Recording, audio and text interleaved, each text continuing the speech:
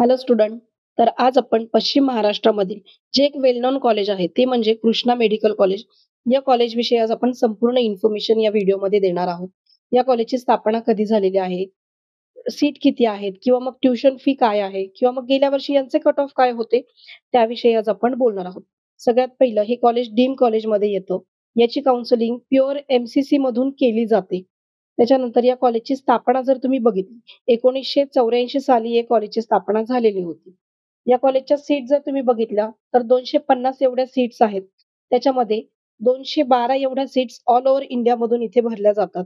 त्याच्यामध्ये फक्त महाराष्ट्रामधील विद्यार्थी अप्लाय न करता ऑल ओव्हर इंडियामधून इथे विद्यार्थी अप्लाय करत असतात. कारण याचं काउन्सिलिंग ऑल इंडियामधून म्हणजेच एमसीसी थ्रू याचं काउन्सिलिंग केलं जातं. त्याच्यानंतर याच्या ज्या मॅनेजमेंट सीट्स आहेत, त्या 38 एन-आर-आय सीट्स तुम्हाला इथे बघायला मिळतील. ज्या विद्यार्थ्यांचा स्कोर कमी असतो आणि जे विद्यार्थी मेरिटमध्ये येत नाही, तर असे विद्यार्थी एन-आर-आय मधून तिथे अप्लाय करत असतात. ज्या विद्यार्थ्यांना एन-आर-आय मधून सुद्धा अप्लाय करायचं असेल, असे विद्यार्थी संपर्क साधू शकताय. एन-आर-आय मधून त्यांचं ॲडमिशन तिथे करून दिलं जाईल. त्याच्यानंतर याच्या फीज जर आपण बघितल्या, 23 लाख पर इयर तुम्हाला इथे ट्युशन फीज बघायला मिळतील. त्याच्यामध्ये मायनस पॉइंट असा आहे, की प्रत्येक वर्षी तुम्हाला 7% हाईक इथे बघायला ट्युशन फीजमध्ये मिळेल. त्यानंतर पहिल्या वर्षी तुम्हाला एलिजिबिलिटी फीज ती म्हणजे ₹1,00,000 तुम्हाला पहिल्या वर्षी द्यावं लागतील. त्यानंतर कॉशन डिपॉझिट जे आहे ते ₹50,000 तुम्हाला पहिल्या वर्षी द्यावं लागेल. हॉस्टेलचा जर खर्च तुम्ही बघितला, तर पर इयरला तुम्हाला इथे ₹90,000 हॉस्टेलला द्यावं लागतील. त्याचबरोबर ₹25,000 तिथे हॉस्टेल डिपॉझिट तुम्हाला इथे भरावं लागतं. ते रिफंडेबल असतं.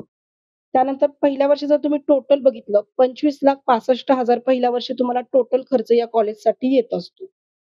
त्याच्यानंतर जर तुम्ही कट ऑफ विषयी बघितलं, गेल्या वर्षी या कॉलेजचे कट ऑफ बऱ्यापैकी गेलेले होते. ते म्हणजे पहिल्या राउंडला 373 मार्काला इथे अलॉटमेंट आलेलं होतं.